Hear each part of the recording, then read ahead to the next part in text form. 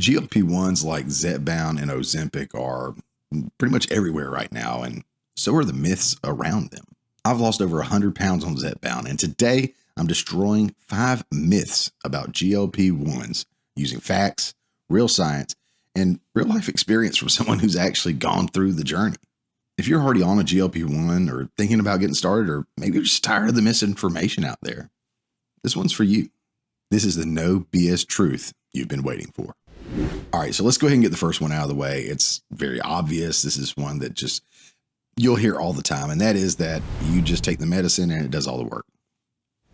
That's it. All you have to do is inject yourself with this magical fat jab. I actually did a video about the magic fat jab, or, thoughts around it or whatnot. But the idea is you just take the magic fat jab and you lose weight. Boom, pow. That's not the reality of it. That's not how it works. It helps. It's a tool. It does anything like any other medication would do. It supports the other actions needed to lose the weight. Yes, it suppresses your appetite. It slows down your digestive system so you stay fuller longer. It does all kinds of other little things with neurons and GLP-1 receptors and stuff that help you focus and stay focused and stay on track with your weight loss journey. But it's still a journey, and it still requires you to do something. So the idea that you just take the medicine and it does all the work is absolute BS. It is the biggest myth out there, in my belief. I would love to see that go away, because there's a huge stigma around GLP-1s, mostly because of that one myth. And that one myth is going to lead me into number 2, and that is that you don't need to do anything extra. You don't have to exercise. You don't have to change your lifestyle. You don't have to change your eating habits, which again piggybacks off of number 1, that the magical fat jab does everything, which it doesn't. You still have to put in the work. Even some GLP-1 users don't like to hear this, but at the end of the day, it's still calories in, calories out. Okay? Eat less, move more. You can do one or the other, or the combo of the two, but it's the law of thermodynamics, right? The more calories you burn, the more weight you're going to drop. The less calories you take in, the less weight you're going to put into your body. It's really, truly that simple. But for many of us on GLP-1s, we struggled with this. The concept is simple as it is, but the constant food noises, the increased ghrelin levels, all the different things that different people struggle with, and this is backed by science, it makes it more difficult. Obviously move more, eat less, but at the end of the day, there's so much more involved internally that we have to deal with. And everybody is different. I never felt full until I got on the medication. I never felt that sensation before for the first time. Most people don't understand what that means unless you're on a GLP-1 and you are the same. And then you can relate. But most people are like, what are you talking about? Of course you felt full before. I've never felt full. I felt stuffed, but never full. So the medication allows our body to work the way they were supposed to kind of catch up with everybody else who don't struggle with the same things that we do. It allows you then to focus on the calories in, calories out, right? It allows you to focus on the moving more and eating less. And again, it truly is that simple. But to a lot of people, they don't think that this medication still requires you to do that. Myth number 3 is that you're not actually losing any fat. No. Okay. Not only does this medication help you lose fat, but it also specifically targets visceral fat. Or in the weight loss journey, you're going to specifically target visceral fat. Visceral fat, of course, is not the fat that you see, but it's the dangerous, dangerous fat that is around your organs and all that, squeezing it. And it's not good. More visceral fat, the worse off you are for sure. So the medication helps with that through just itself a little bit, maybe, but mostly through the weight loss journey, through you burning fat and getting rid of the fat. So yeah, you absolutely lose fat. The idea out there is that you're going to lose muscle or connective tissues or, fatty deposits where you need them because you got the Ozempic face that everybody gets and whatnot. And that can be true. Let me just throw that out there. That can be true if you're not structuring your diet, your exercise, your lifestyle correctly, which again, the medication allows you to do. So every pound that you lose of weight, you can lose up to 40% of that can be muscle. That's true. Higher protein in your diet and actually moving around and stimulating the muscle use, if nothing else, telling your brain that, hey, I don't need to let go of this muscle. that's great. But if you can go and lift some heavy weights and tell your body, I need to grow some muscle, that's even better. And I highly, highly recommend that. I talk a lot about that in other videos. I won't get into that one here, but I'm a huge, huge advocate for weight training, utilizing your muscles, building your muscles, and not just trying to cut back on your calories. Because the more you do a calorie deficit, more and more and more and more, and you never increase your muscle mass or maintain your muscle mass because you don't do anything with your muscles, your basal metabolic rate is going to lower. And then your caloric deficit becomes your maintenance level. And the only way you can lose is go lower and lower and lower. And there's no way anybody should live like that.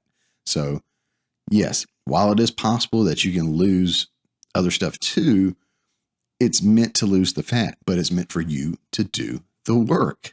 Myth number 4, and I'll give this a kind of possibility again, just like number 3 there, but you're going to regain all the weight after you get off the medication. Well, again, let's destroy this. Let's bust this myth a little bit if we can. Number 1, not everybody gets off the medication. This medication does more than just weight loss and appetite suppression and whatnot. There's all kinds of studies being done right now. And from my understanding, there's studies that are going to be released in the next couple of years after they hit their time of whatever that they got to hit to allow these to be official studies or whatnot, that are going to show evidence that these medications are doing so much more for our bodies and minds, really, truly. And it's great. It's fantastic. There's already talks within the community about things that we're seeing and experiencing ourselves and with each other. And so I'm really excited to see what else they come out with, because these medications have been life-changing for so many people. But yeah, so there's not the guarantee you're going to get off this medication. And if you do, there's no guarantee you're going to regain the weight. What is the weight that you're going to lose? Well, the weight you're going to lose is your water weight, right? That goes first often, because a lot of times we cut out carbs. Carbohydrates, right? We cut out carbs, or we reduce our carbs greatly, which again, I like carbs in my diet. I try to have a balanced diet. Some days I'm heavy on carbs. Some days I'm super, super, super light on carbs. But all in all, I haven't removed them from my diet, because a normal diet outside of the GLP-1 journey, you normally have carbs in there unless you structure your entire life around just avoiding them. So I see that a lot, that weight loss comes down really quickly for a lot of people. And that's a lot of it is water weight.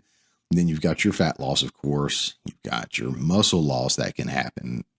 Like we were talking about earlier, other tissues and whatnot. Sure, maybe, I don't know.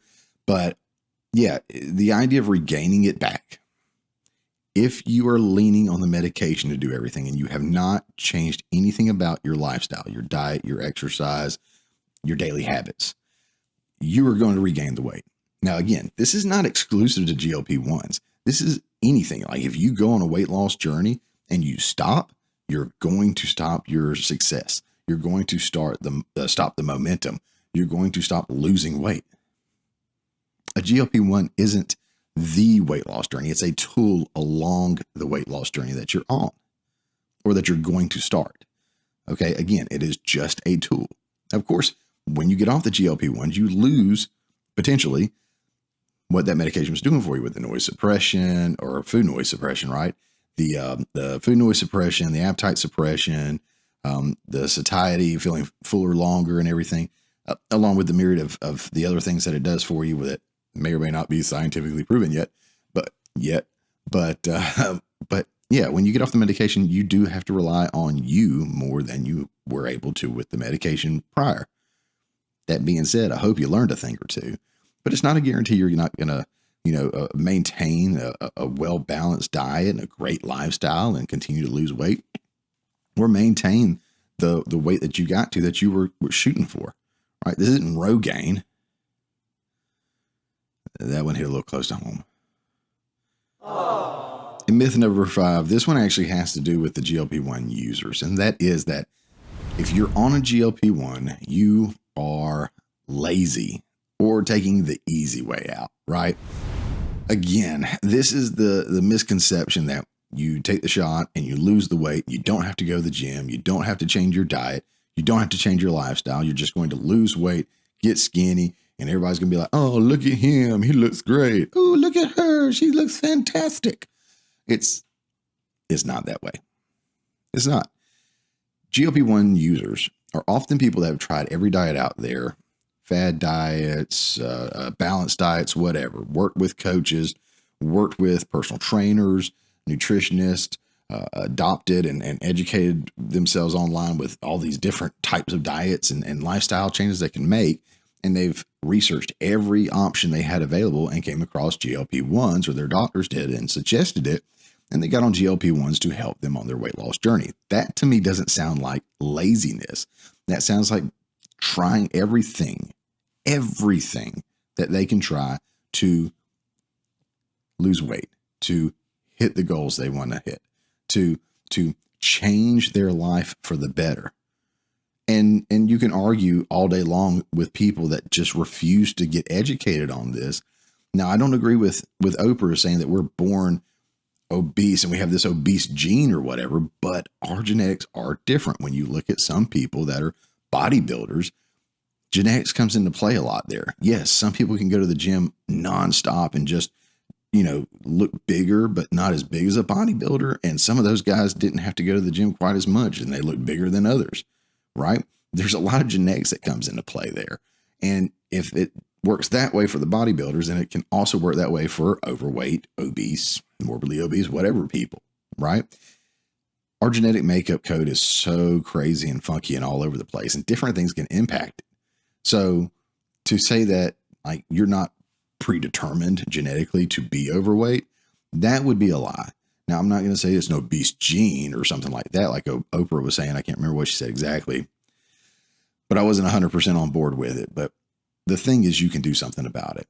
And again, a lot of times these GLP-1 users have done so much on their own that they finally have an opportunity with this medication to make the lifestyle changes they've worked so hard so many times to hit. And I don't think there's anything wrong with that whatsoever at all. GLP-1 users are not lazy. So that's all I've got in these top 5. I'm sure there's more out there. In fact, if you know of any other GLP-1 myths that you hear about or hear people, talking about or picking at you about or anything like that, leave it down in the comments below. I'd love to hear some other ones. And I'd love to hear how you address them as well.